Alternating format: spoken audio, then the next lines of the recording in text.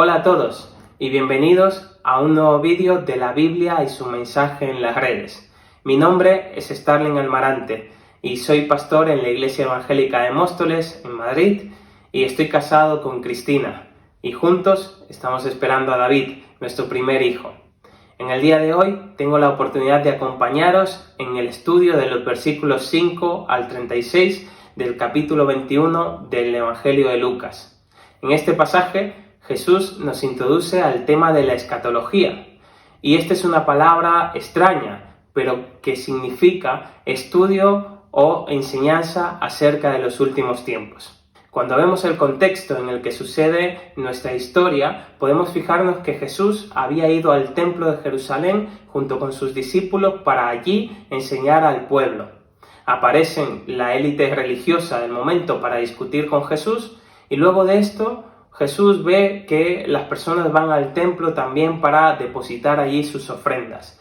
Y es aquí cuando entonces empieza nuestra historia, que Jesús ve cómo las personas se maravillan, se asombran al ver las preciosas piedras y otros materiales de los cuales estaba hecho el templo en Jerusalén.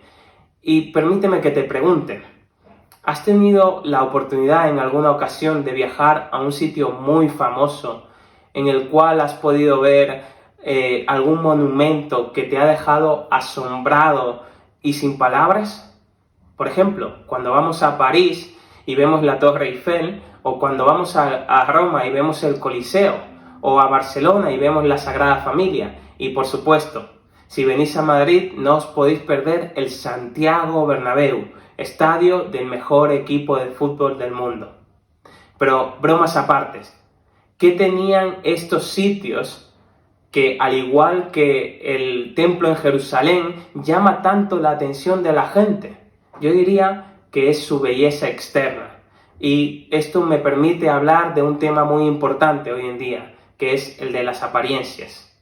Vivimos en una sociedad que se fija muchísimo más en la apariencia externa de las cosas que las internas.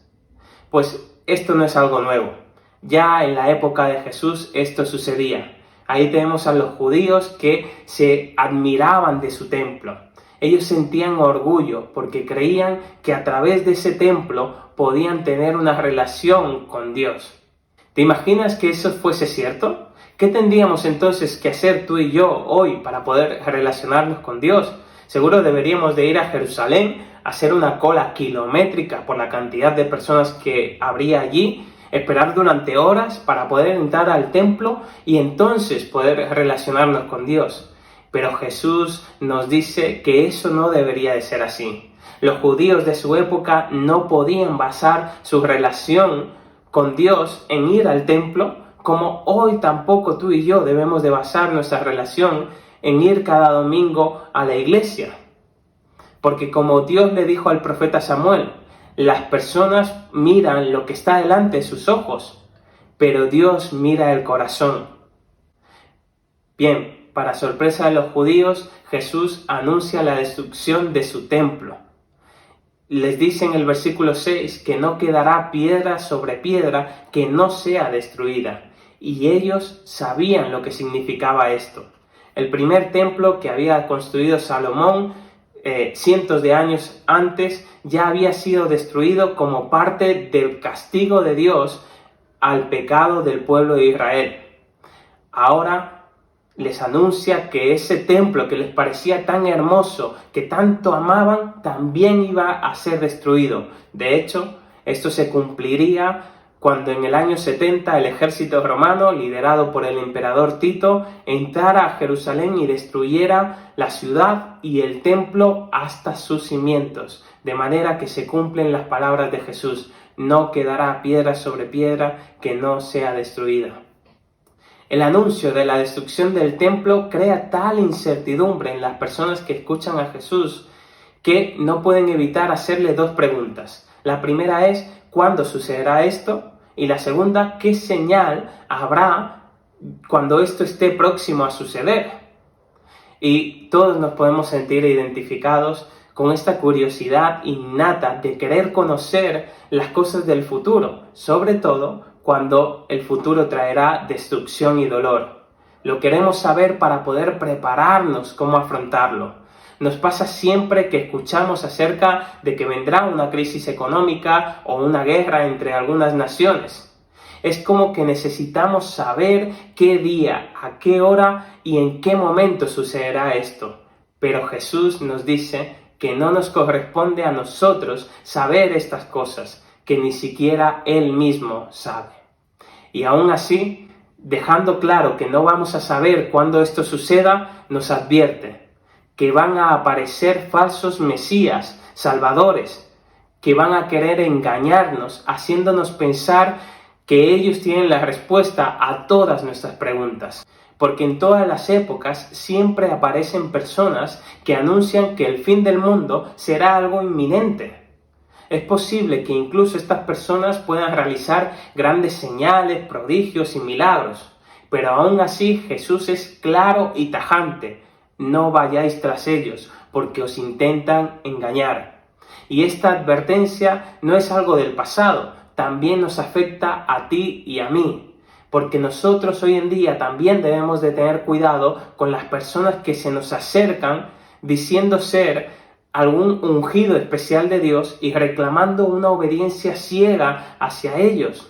Jesús nos dice, por muy famosos que sean, por muchos seguidores que tengan, no les sigáis.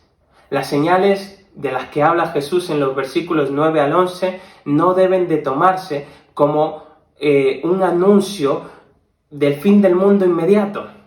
¿Por qué? Porque estas señales se han ido repitiendo constantemente a lo largo de la historia. Siempre ha habido guerras, catástrofes naturales, hambre, pestilencia, enfermedades, y todas estas cosas son más bien la muestra de que vivimos en un mundo caído en pecado. Porque como dice Romanos 8, aún la creación misma gime esperando su liberación. Estas señales más bien marcan el inicio del fin. ¿Qué quiero decir con esto? ¿Qué significa este ya, pero todavía no?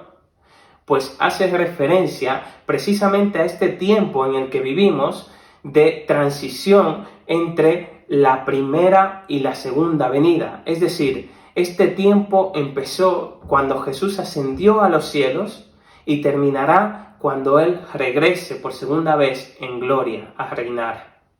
Es como si nos encontráramos en la primavera. Sabéis que durante este tiempo los días comienzan a alargarse, empieza a hacer más calor, los árboles empiezan ahora a tener hojas. Bien, estas son señales que nos dicen o nos indican que el verano está llegando, está próximo a llegar, pero no nos dicen cuándo llegará. Pues de la misma manera debemos de entender que todas estas señales que Jesús menciona nos indican que Él vendrá, que Él está cerca de venir, pero no nos indican el momento exacto, sino que nos garantizan que Él vendrá y por lo tanto debemos de prepararnos. Y la pregunta que podemos tener entonces es, ¿qué pasará con la iglesia, con los creyentes, durante este tiempo de transición entre la primera y segunda venida de Cristo? Bueno, Jesús nos lo dice en los versículos 12 al 18. En estos versículos Jesús anuncia que la iglesia será perseguida. Seremos sometidos a gran persecución y gran dolor, incluso de aquellos que son más cercanos a nosotros, como amigos y familiares. Pero Jesús también nos anuncia que la iglesia no será destruida. La iglesia prevalecerá, la iglesia seguirá de pie, y no solo eso, sino que también crecerá. Es decir, la persecución, el sufrimiento al cual será sometido la iglesia, también le ayudará a crecer aún más. ¿En alguna ocasión has sufrido algún tipo de persecución por ser cristiano? Quizás en el instituto, universidad, en el trabajo, con tus amigos o familiares. ¿Te has sentido juzgado o ridiculizado por tu fe? Pues que sepas que en todas estas ocasiones, cuando esto pasa, recuerda que el Señor te está dando una oportunidad para que tú puedas dar testimonio de Él. Y cuando esto pase, a pesar del dolor, recuerda la promesa del Señor, que Él te daría la paz, que Él te daría la fortaleza y las palabras para que puedas testificar a esas personas acerca de tu Dios. Por lo tanto, podemos ver estas dos realidades. Por un lado, durante este tiempo la iglesia será perseguida y sufrirá, pero por otro lado, la iglesia nunca será destruida y va a crecer a pesar del sufrimiento que tenga que vivir.